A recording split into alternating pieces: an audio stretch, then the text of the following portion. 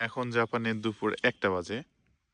তো একই সাথে দিনের বেলাতে চাঁদ এবং সূর্য দেখার একটা অন্যরকম অনুভূতি আমি দেখাচ্ছি আপনাদের। দেখুন।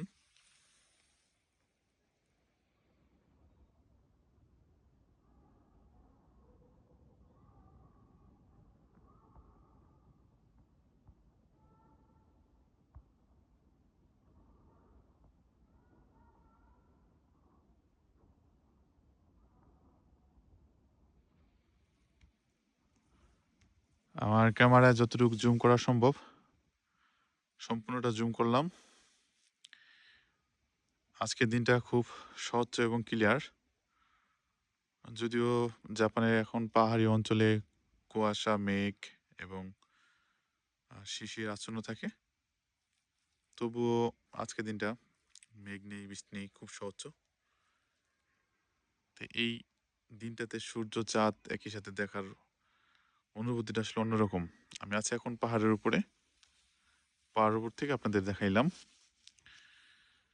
তো ভালো থাকবেন।